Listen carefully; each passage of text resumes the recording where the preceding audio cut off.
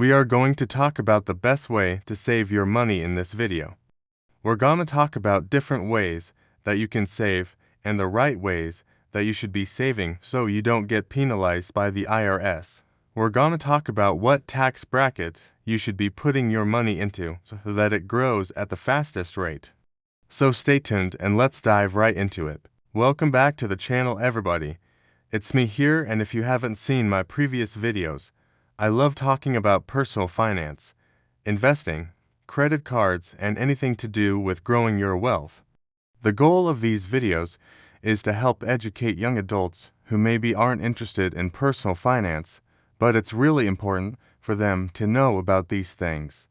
Or us people who want to learn something new. Today we're gonna talk about the best ways to save your money. Now there are many different ways that you can save money. You could put it under your mattress. You could buy bonds. You could buy stocks. You could invest it in crypto.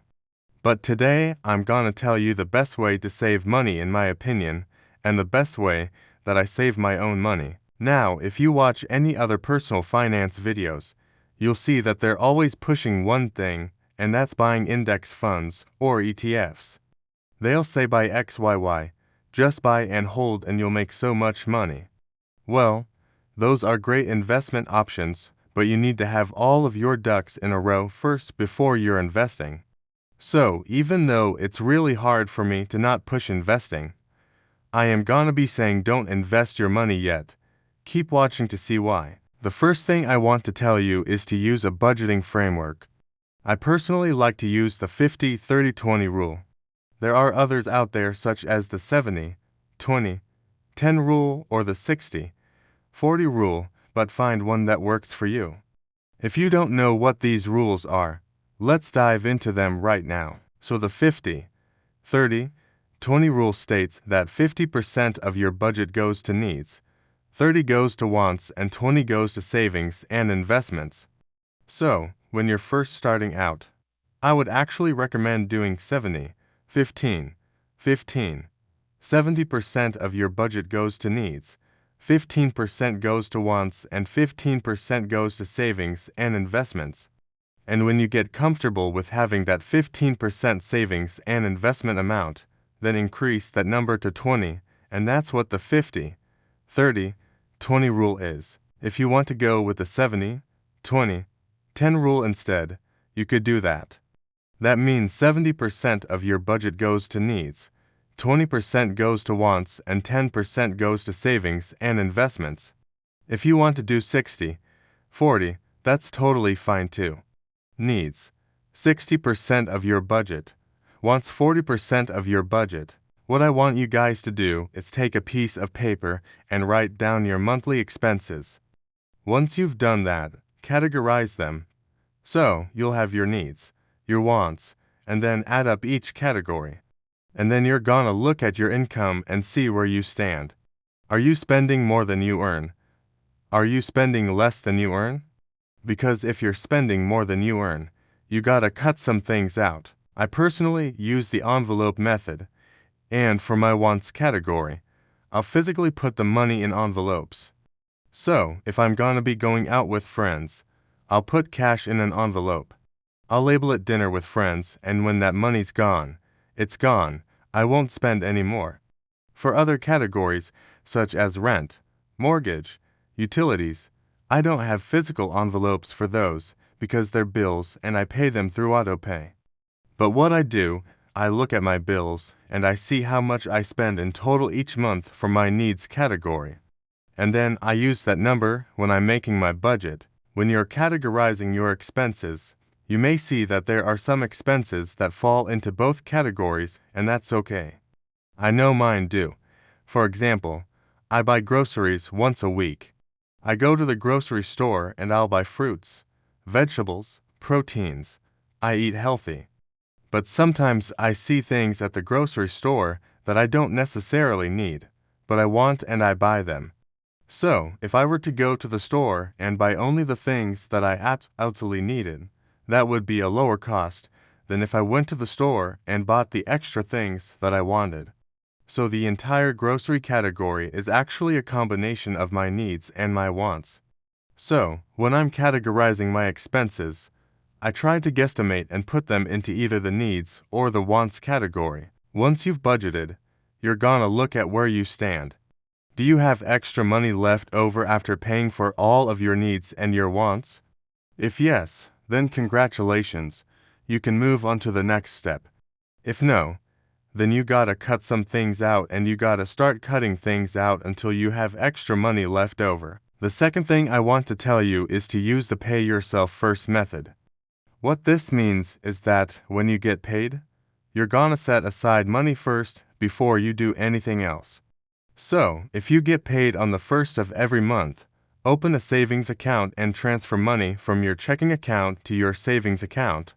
If you get paid on the 15th of every month, wait until payday, then transfer the money from your checking account to your savings account. You're gonna ask yourself, Alex, why do I have to put money into a savings account first before I do anything else? And my answer to that is because I need the money later. And you probably don't need the money later. Chances are you'll spend the money if you don't. Let me give you a scenario. You get paid on the 1st of every month. On the 1st of the month, you check your balance in your checking account. It's $3,000. You say, wow, I feel rich. Then you go out and you spend $1,000 in the first 3 days. By the end of the month, you have no idea how much you spent, but you do know that you don't have any money left in your checking account. This happens to the best of us. You feel rich when you get paid, but then you spend the money throughout the month, and then by the end of the month you wonder where did the money go. So the whole point of the pay yourself first method is to take care of yourself first. If you get paid $3,000 on the 1st of every month, transfer $300 to your savings account before you do anything else. When you pay yourself first, you'll build the habit of saving money. You won't even notice that the money's missing from your checking account because you never had a chance to spend it. And by doing this, you'll save over $3,600 at the end of the year. The third thing I want to tell you is to invest your money wisely. I'm finally allowed to say this and I'm so excited. In order for you to invest wisely, you must understand the tax implications. What I mean by that is that there are different types of accounts that you can put your money into and they're taxed differently. In the US, we have what's called a traditional IRA and a Roth IRA. I personally invest in both, but for this example, we're going to focus on the Roth IRA. A Roth IRA, a type of retirement account. With this type of account, you will pay taxes on the money that you put into it. However, the money that you pull out of it during retirement will be tax-free. How much money you can contribute depends on what your income is. In 2021, if you earned less than $14,000 a year, you could contribute the full $6,000. However, if you made more than $141,000 a year, you couldn't contribute anything. There's a sliding scale between those two numbers where the amount you can contribute decreases the more money you make. If you want to know exactly how much you can contribute, you can Google the Roth IRA contribution limits. So, if you meet the requirements to contribute to a Roth IRA and you want to invest your money, that's where you should put your money. And if you don't meet the requirements for a Roth IRA, then open a taxable investment account. But when you open the account, make sure it's a Roth account. And that's where you should invest your money. You want to invest your money in a Roth account because there's no time limit for when you have to pull out the money. So, if you invest your money in a Roth account, you'll pay taxes on it now. But when you pull out your money in the future, it'll be tax-free. So, hopefully, you're gonna be in a higher tax bracket in the future. So, you won't have to pay as high of a percentage in taxes. Now, you guys already know that I love investing. And if you follow me on social media, you'll see that I'm always posting about it. So, if you want to follow me, go ahead. But the reason why I didn't talk about investing in this video, because you need to have all of your ducks in a row first, before you invest your money. I got super excited when I saw that I was finally allowed to talk about this because I'm a huge fan of investing. But again, You need to have all of your ducks in a row before you invest your money. And those ducks are the budget. So, use a budgeting framework. Find out how much you can afford to save each month, which leads to the next duck, which is savings. Pay yourself first and save that money. Open a savings account and transfer money to it every single month. And that savings account should be with a bank that gives you a good interest rate. And then the third duck is investing. Invest in a Roth account and pick the right investments. If you want to know what I invest in, you can watch my other videos. So, in conclusion, the best way to save your money, in my opinion, is to use a budgeting framework. Pay yourself first, and then invest your money. The budgeting framework will help you make sure that you're spending less than you earn. Paying yourself first will help you build the habit of saving money, and then investing will help you grow that money. Don't forget to show your support. It really helps out. And I hope you learned something new. Thank you guys so much for watching. Have a good day.